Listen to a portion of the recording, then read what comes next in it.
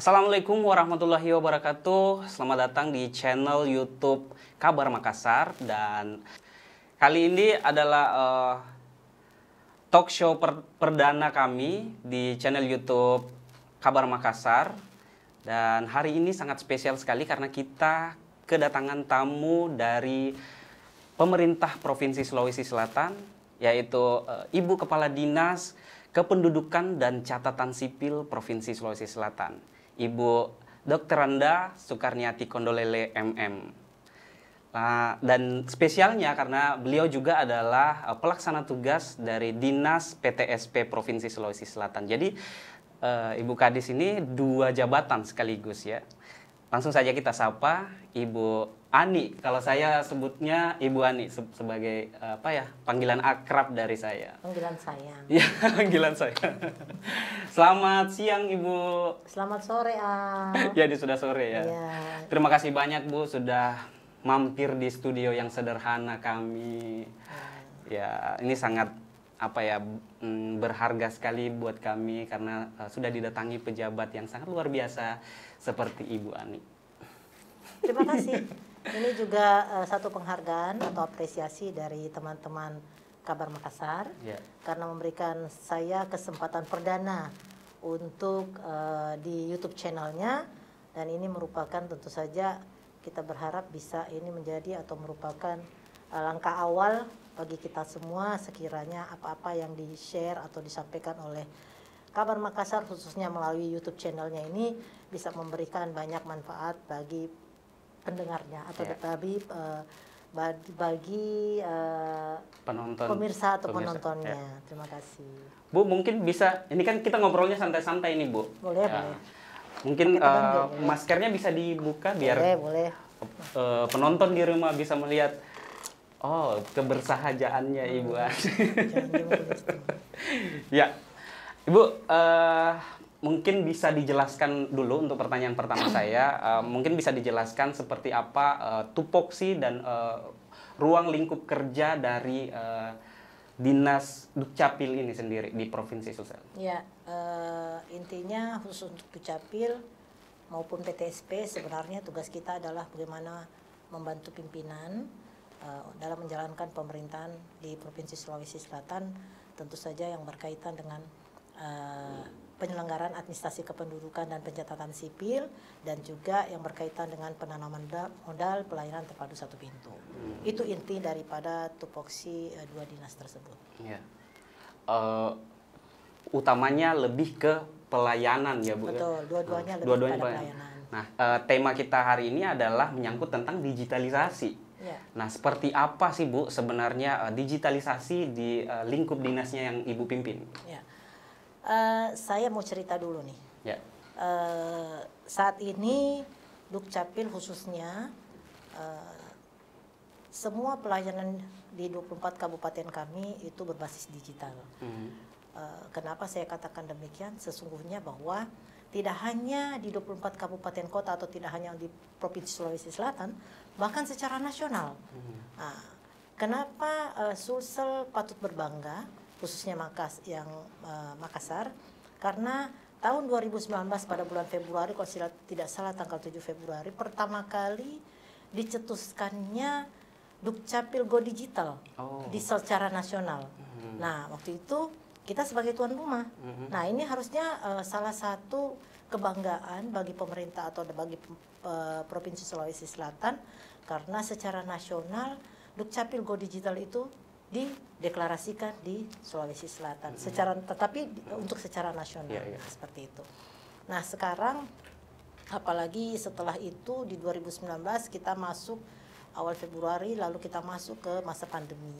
Nah, pelayanan secara digital ini sangat dirasakan manfaatnya bagi masyarakat secara luas. Jadi dalam mendapatkan pelayanan yang tidak harus mengantri, yang juga mengatur jarak, itu tidak perlu lagi secara signifikan harus kita hadir secara offline langsung di tempat pelayanan, tetapi masyarakat bisa mengakses secara online pelayanan-pelayanan yang dibutuhkan baik di Dukcapil maupun di PTSP seperti itu. Sebenarnya kalau kita membahas tentang pelayanan perekaman IKTP ini pada khususnya ya, kemarin-kemarin itu sempat viral beberapa kejadian ya, yang seperti yang di Bulukumba yang sampai meninggal pas dia rekaman iktp itu. Nah, apakah bagaimana sebenarnya langkah yang harus dilakukan sama teman-teman Dukcapil di daerah agar agar orangnya ini, maksudnya yang bersangkutan tidak hadir secara langsung untuk perekaman? Apakah bisa dengan digitalisasi seperti itu, Bu? Itu boleh saya katakan insidental. Kenapa?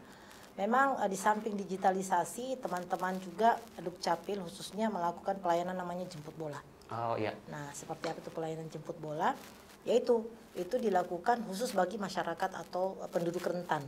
Nah, apa yang dibilang penduduk rentan, misalnya korban bencana, yang sakit, Ya, yang lansia. sulit, pokoknya masyarakat yang sulit untuk Hadir. mendapatkan pelayanan yang langsung ke kantor pelayanannya. Sehingga itulah teman-teman Dukcapil melakukan namanya layanan jemput bola. Oh, iya. Nah, layanan jemput bola itu nih ke rumah sakit, ke tempat-tempat di titik-titik memang yang dibutuhkan, atau mungkin di titik-titik yang masyarakat bisa gampang menjangkau. Ya. Nah, disitulah kita melakukan perekaman. Jadi tidak mereka harus datang di kantor Dukcapil misalnya, tapi mereka bisa melakukan di tempat-tempat tersebut. Jadi korban-korban bencana dan lain sebagainya, kita tahu akhir-akhir ini banyak sekali bencana dan lain sebagainya terjadi, itu pun dilakukan pelayanan jemput bola. Di samping kita semakin hari, setiap hari selalu mengembangkan yang berkaitan dengan pelayanan berbasis digital ini. Gitu. Oke, pemirsa Kabar Makassar, dan kita belum tahu secara pasti atau secara jelas seperti apa sih program-program strategis dari Dinas Kependudukan dan Catatan Sipil serta PTSP Provinsi Sulawesi Selatan. Nah, kita langsung saja tanya sama Ibu Ani, seperti apa sebenarnya program-program prioritas yang ada di lingkup kerjanya Ibu. Jadi untuk Dukcapil itu sendiri, kita tentu saja mengacu kepada visi misinya Gubernur Sulawesi Selatan, yang mana secara spesifik untuk Dukcapil itu pada misi pertama Gubernur mewujudkan pemerintahan yang berorientasi melayani dan inovatif. Nah, misi itu pun juga mengcover untuk program prioritas yang ada di Dinas Penanaman Modal dan PTSP. Lalu di samping itu juga di Dinas Penanaman Modal PTSP ada satu juga yang berkaitan dengan misi Gubernur, yaitu bagaimana menciptakan pertumbuhan ekonomi baru di wilayah Sulawesi Selatan. Nah, itu. Nah, tentu saja program prioritas yang kita agendakan di tahun 2022 ini mengacu pada visi misi yang tadi saya sebutkan. Ya. Nah, khusus untuk Dukcapil, program prioritas kami adalah bagaimana kita memberikan pelayanan yang berkaitan dengan pemanfaatan data kependudukan. Sementara memang pelayanan langsung kepada masyarakat itu memang dilakukan oleh 24 kabupaten kota, bukan oleh provinsi. Tapi provinsi yang akan memonitoring dan mengevaluasi masalah kendala yang terjadi selama dalam melakukan pelayanan bagi masyarakat di 24 kabupaten tersebut.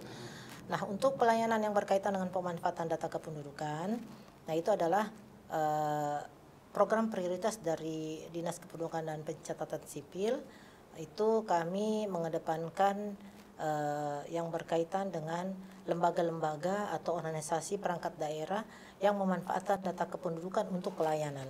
Jadi misalnya seperti contoh Dinas Kesehatan. Dinas Kesehatan ini mengcover ada beberapa UPT yang langsung melakukan pelayanan kepada masyarakat, misalnya UPT Gigiman Mulut, PT Transfusi Darah, dan lain sebagainya. Nah, dengan bekerja sama dengan pemanfaatan data kependudukan, Dinas Kesehatan atau melalui UPT-UPT yang melakukan pelayanan langsung kepada masyarakat ini bisa dengan mudah mendapatkan data-data atau yang berkaitan dengan data-data kesehatan oleh masyarakat itu tersebut dengan menginput atau mengenter NIK-nya. Nah, sehingga tidak perlu lagi susah-susah, yang penting masyarakat punya KTPL, di situ ada NIK-nya, diinput langsung keluar data-data daripada masyarakat tersebut. Nah, jika bekerja sama tersebut tentu Dinas Kesehatan bisa menarik data kependudukan yang dikerjasamakan. Misalnya ada 5 elemen data yang dia mau kerjasamakan, itu kita beri misalnya NIK, nama, alamat, dan lain sebagainya. Nah, sebatas itu karena kita ketahui bahwa data kependudukan tidak bisa kita serahkan begitu saja karena data kependudukan ini sangat dilindungi dan dirahasiakan oleh undang-undang. Nah, itu sanksinya adalah pidana dan perdata. Nah, sehingga kenapa saya tadi mengatakan betapa pentingnya perjanjian kerjasama yang dilakukan antar pengguna dengan Dukcapil untuk pemanfaatan data kependudukan ini, seperti itu.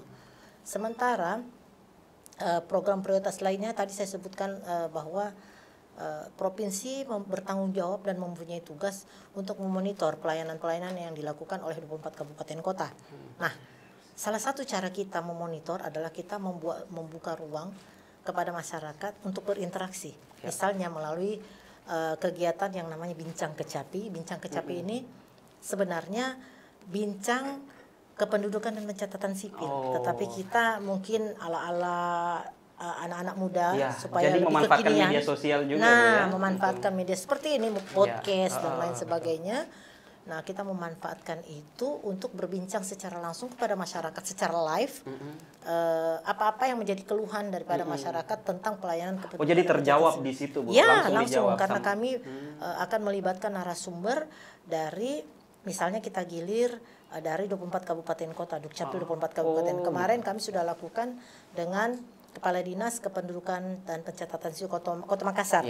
Nah, jadi dari mengenai pungli lah, mengenai lamanya, baru mendapatkan dokumen dan seterusnya. Nah, itu mereka sampaikan.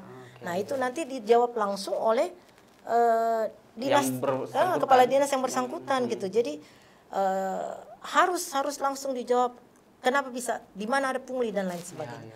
Dan di samping itu kita juga melibatkan ombudsman karena kita ketahui bahwa pelayanan yang langsung kepada masyarakat tentu saja harus dipotret oleh ombudsman. Nah, itu seperti itu. Termasuk di PTSP, program prioritas daripada PTSP tentu bagaimana kita memberikan kemudahan pelayanan perizinan bagi investasi dan percepatan pelaksanaan berusaha.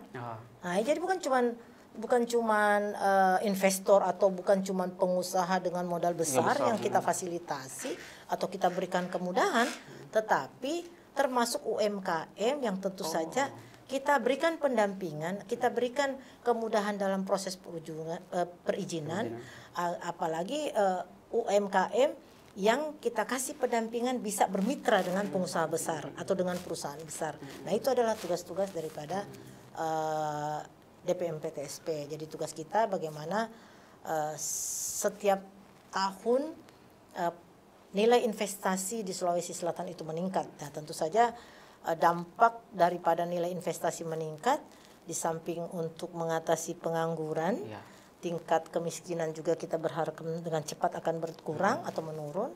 Apalagi kalau investasi yang kita lakukan adalah investasi padat karya, tidak cuma padat modal. Jadi seperti itu. Paling ideal kalau padat modal dan padat karya. Nah, itu. Kalau dia padat karya tentu dia akan menyerap tenaga kerja sebesar-besarnya. Nah, yang kita harapkan tenaga kerja yang diserap adalah tenaga kerja di mana tempat atau investasi itu berada. Jadi tenaga kerja lokal yang memang harus dioptimalkan, dimaksimalkan untuk bisa diserap pada investasi. Jadi itu salah satu bentuk pemulihan ekonominya. Betul, apalagi pasca pandemi. Pandemi itu ya. Gitu. Oke, berarti ini sangat penting sekali ya digitalisasi diterapkan dengan sistem digitalisasi. Tapi apakah itu tidak seakan rawan ya tanda kutip ya untuk dimanfaatkan apalagi jelang pemilu nanti nih Bu ya? Itu kan data-data seperti data penduduk kan.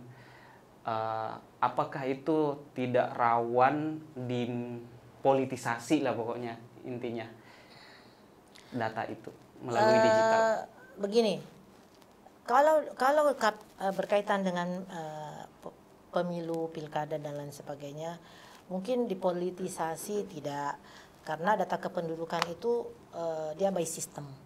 Jadi itu tidak tentu akan sulit dimanipulasi kecuali ada kebocoran data. Nah, tetapi kenapa saya katakan atau saya tapi itu kemungkinan bisa saja terjadi, tapi kecil menurut saya kemungkinan itu terjadi jika kita melakukan kerjasama, misalnya antara Dukcapil dan KPU itu kerjasama memang sesuai dengan aturan yang berlaku. Misalnya Permendagri 102 mengatakan bahwa dia harus menyiapkan sapras ini.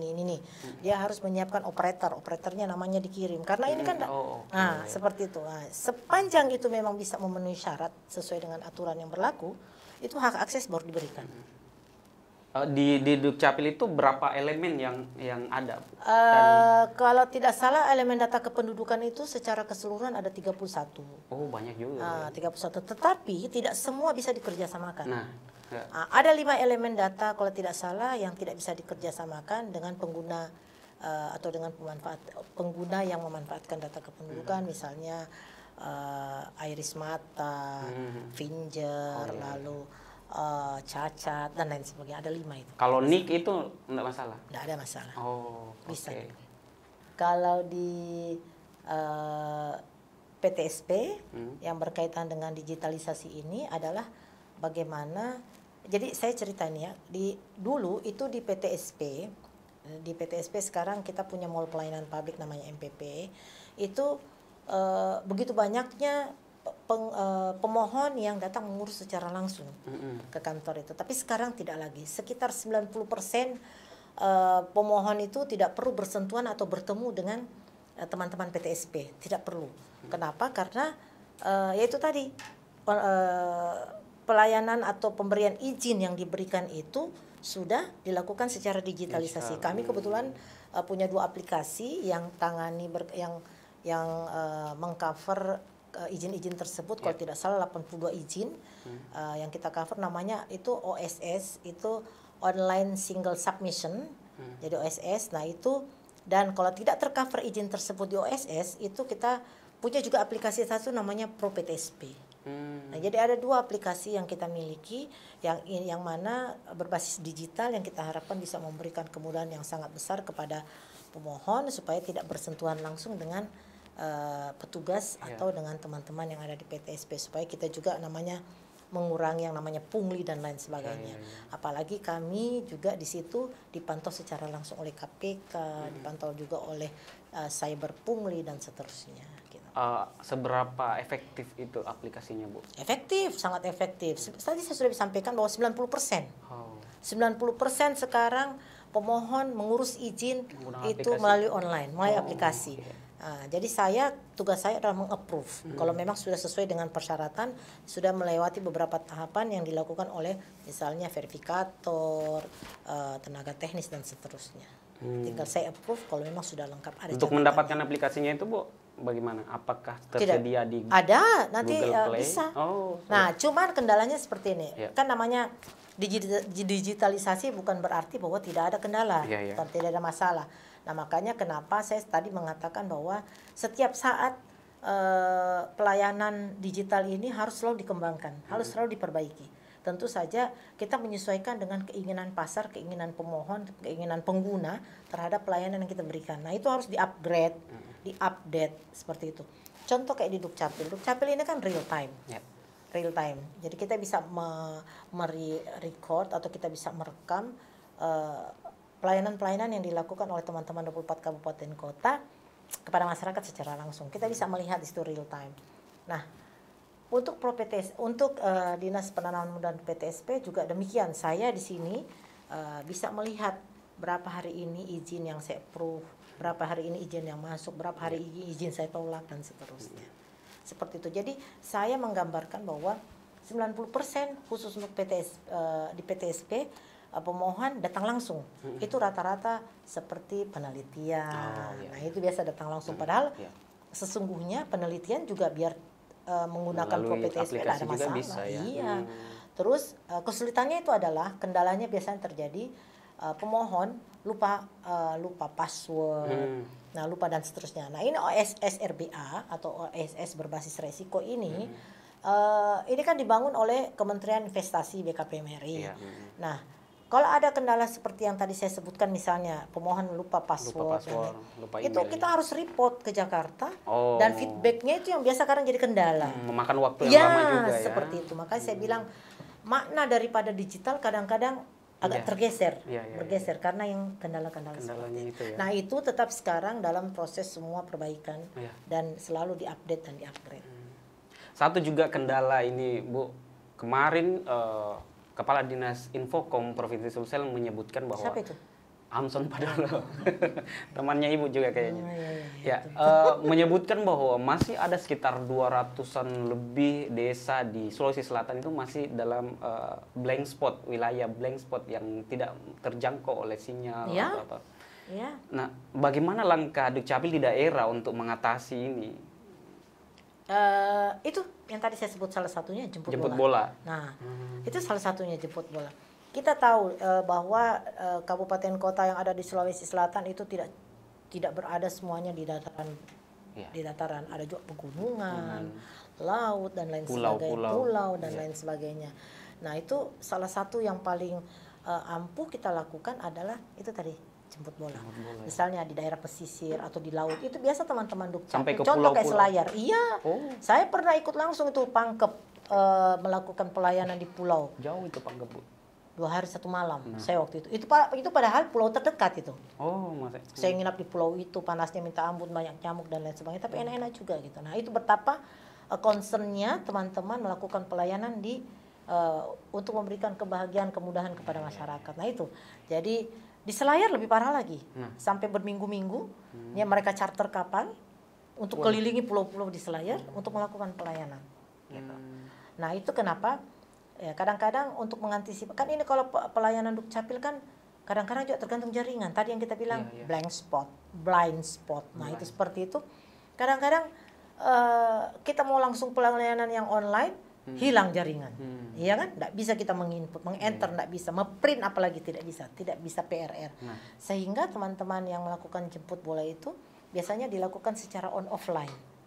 Nanti setelah itu di kantor Dukcapil baru diproses. Oh, jadi mereka secara manual saja Betul. begitu ya, baru nanti hasilnya baru dibawa lagi. Oke. Memang tugas tidak gampang, khususnya bagi masyarakat yang berada di kepulauan, pegunungan. Nah, apalagi kalau teman-teman sudah melakukan jemput bola di satu titik misalnya, nelayannya bilang alasannya mau cari ikan tidak datang dan lain. Bayangkan begitu. Kalau sudah keliling naik kapal khusus. Oke pemirsa, terima kasih banyak ini informasi yang kita dapatkan langsung dari Ibu Kadis, luar biasa sekali, itu menambah wawasan kita. Mungkin kalau ada closing statement dari Ibu Kadis untuk lebih memperjelas lagi terkait tupoksinya di Dinas Dukcapil dan juga PTSP. Silakan Bu.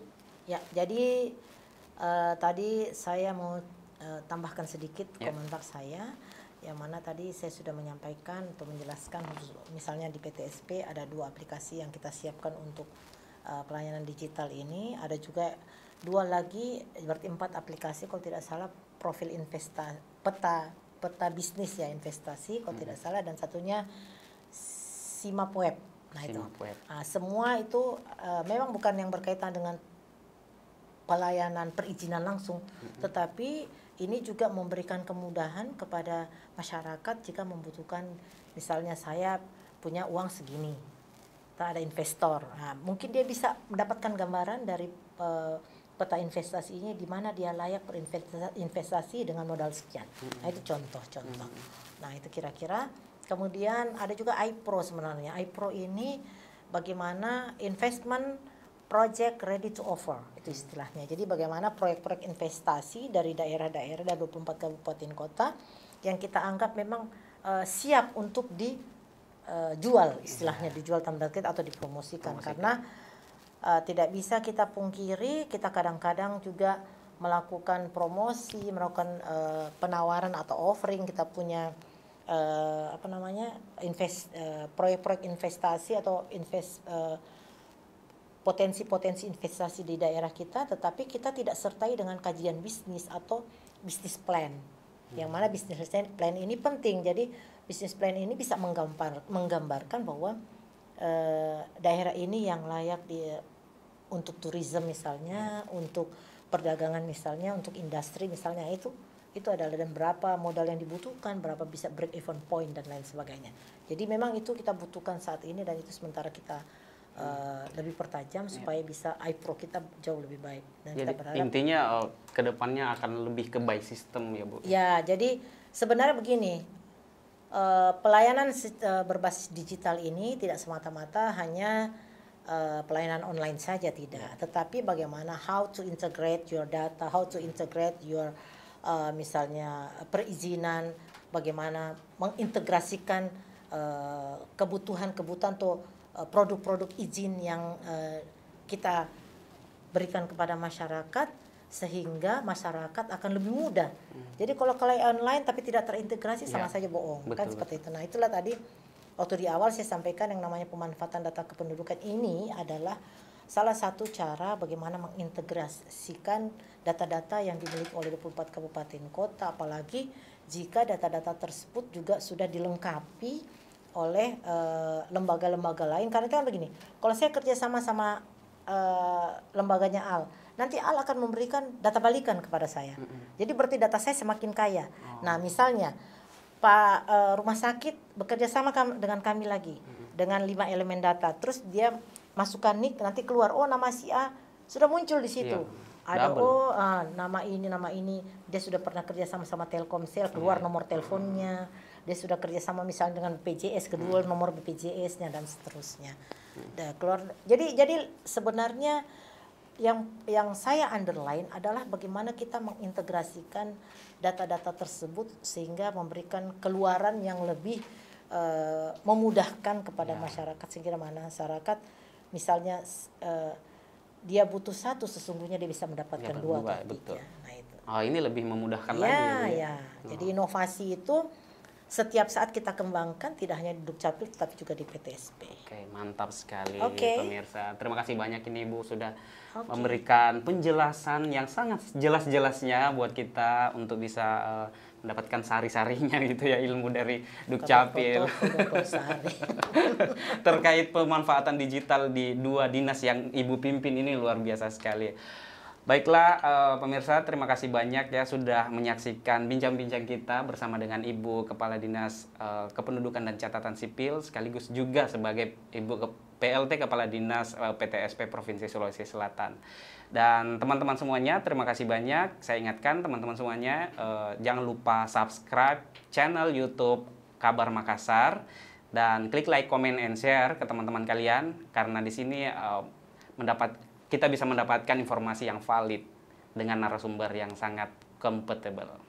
Saya Al-Amin Dursan, pamit. Assalamualaikum. Waalaikumsalam.